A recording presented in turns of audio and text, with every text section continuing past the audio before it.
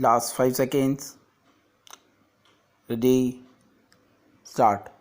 I have deep interest in the cooperative movement and have been associated with it from the year 1921-22. It has been my conviction that the democratic way is the only way of life which can lead to human happiness because it is the only way which can make every person feel free and fearless. The democratic movement and the democratic way of life is best illustrated by the cooperative movement. As a matter of fact, the cooperative movement can be only main strength of democracy. The cooperative movement started first only as agricultural credit society movement. Then a few dimension was given to it in the year 1938 when in Bombay a committee was appointed by the government which for the first time had become people's government. At that time in this country which introduced the multi-purpose society which really is the main purpose of cooperative movement.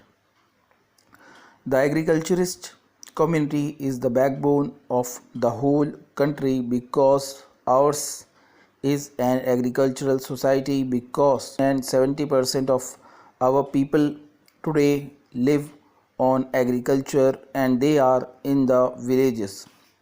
The cooperative movement therefore should be stronger in the villages than in the cities. The cooperative movement should be free from government interference. Government can be helpful in strengthening it or in bringing to book those who go wrong, but beyond that, government should have not interfered with cooperative movement.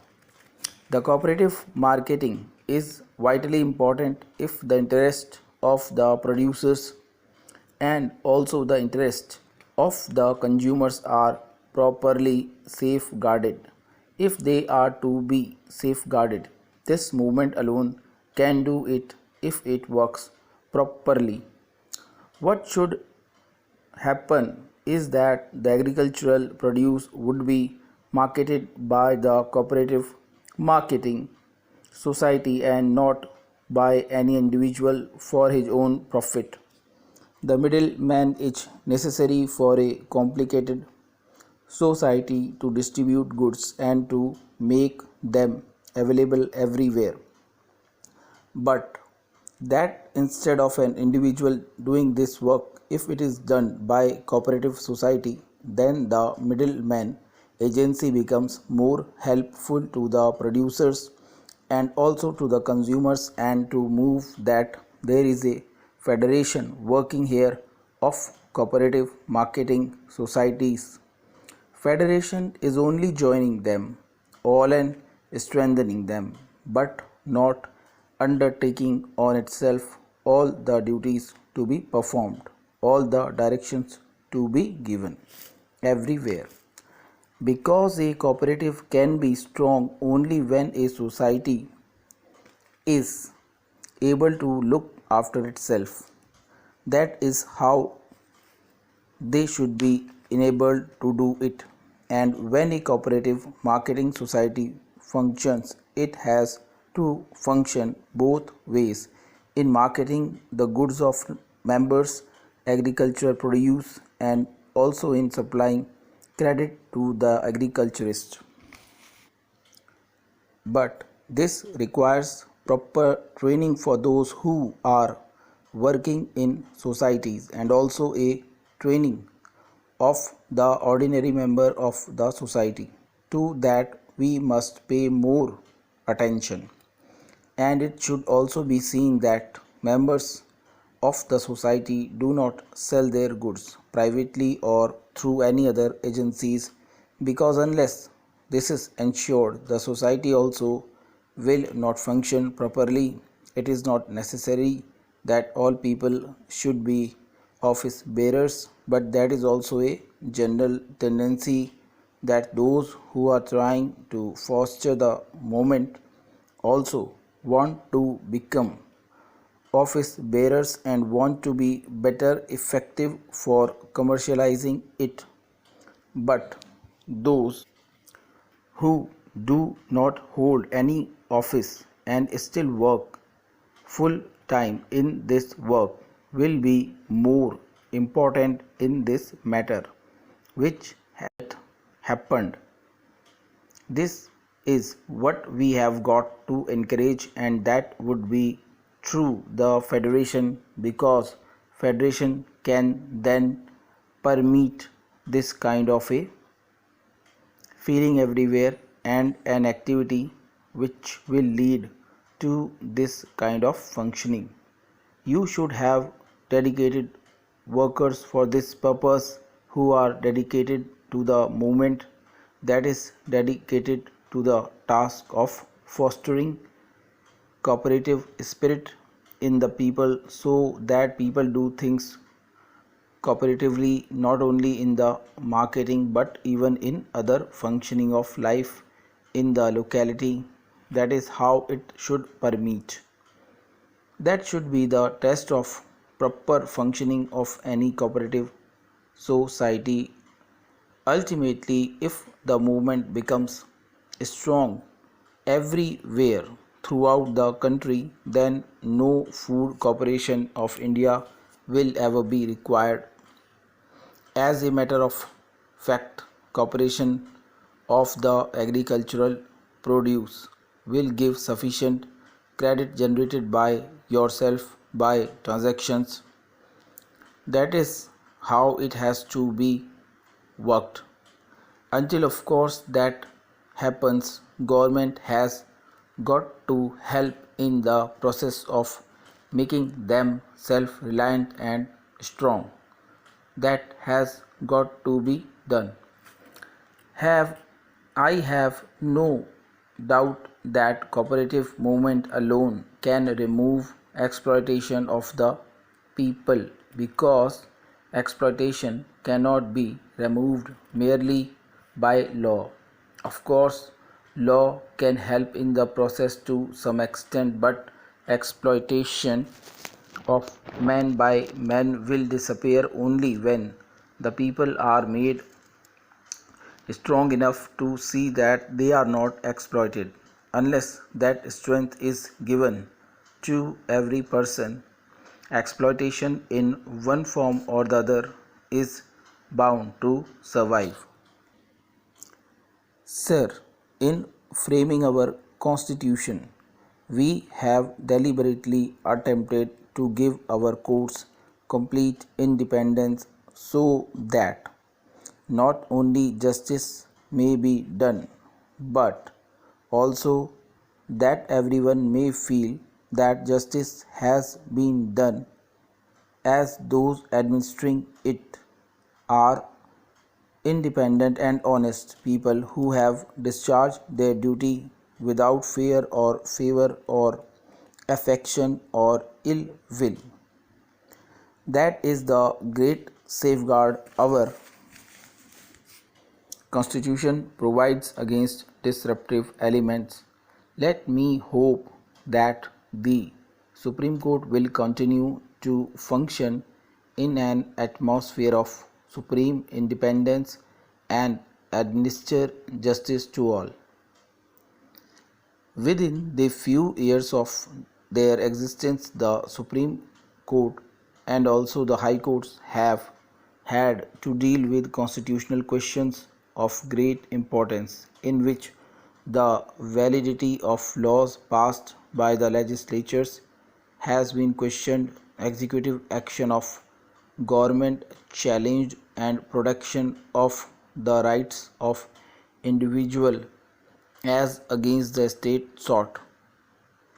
As must be expected, that part of the constitution dealing with fundamental rights has come for discussion on numerous occasions, and the courts have not hesitated to give their decision against the government. There may have been occasions when some of the decisions have caused inconvenience or have even been instrumental in holding up matters considered as of supreme importance by the government. But it must be said to the credit of all concerned that all such decisions have been accepted and given effect to. The Supreme Court has got no agency of its own to enforce its decisions, which have to depend upon the state and central government for execution.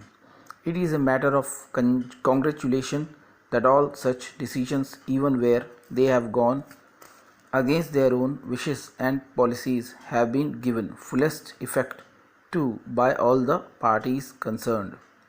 This establishes the supremacy of the law, and I am sure I am not exaggerating the effect of this when I say that we could not have hoped for a stronger or better proof of the stability of our Constitution. While the fundamental rights have defined the rights of individuals on one hand, they have also declared that all laws inconsistent with these fundamental rights are void. On the other hand, a right to sue and be sued has been reserved in certain matters. One curious case has come to my notice, to which it is worthwhile drawing attention to my learned friends who have gathered to the auspicious occasion. Another matter which I think deserves consideration both from the executive and the judiciary is that each should be careful and cautious not to give any room for suspicion that it is in any way encroaching upon the jurisdiction of the other. The division of functions of the states does not and ought not to mean any conflict between the various organs.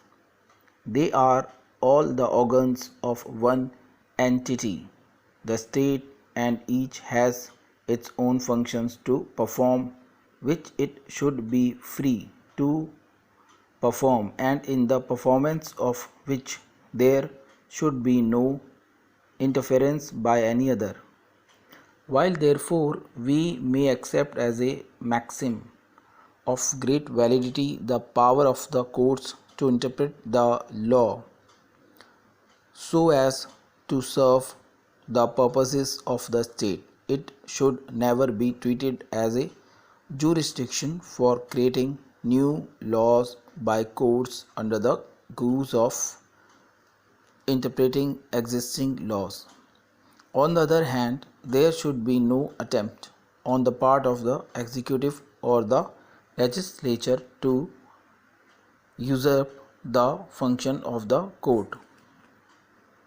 The legislature, representing as it does the sovereign will of the people, has to interpret that will be in a suitable form by enacting legislation. In a progressive society, the popular view is also constantly changing, and so what the legislature considers just and reasonable today may be considered unjust and unreasonable in the future. The laws have therefore to undergo changes, and such changes can be brought about only by legislature. But once the law has been so enacted, it should be the duty of the court to see to it that it is enforced, and naturally it follows that it has to interpret the law as it stands in order to enforce it. There is a tendency, however, which is not altogether invisible, to lay down provisions in acts ousting the jurisdiction of courts to interpret the law and leaving it to the executive to determine the meaning of the law so enacted. While this may be necessary in certain circumstances, particularly on account of complexity of procedure resulting in laws delays, it should not ordinarily, and except in rare cases, be resorted to as a means of avoiding inconvenience to the executive arising out of their anxiety to see things proceed quickly and at the same time not being able to scrutinize the laws promoted by them with care necessary for eliminating all such risks and inconveniences. I have no doubt in my mind that the fundamentals of our Constitution are sound, and the way in which the various organs have functioned gives hope of its stability and unity. Stop.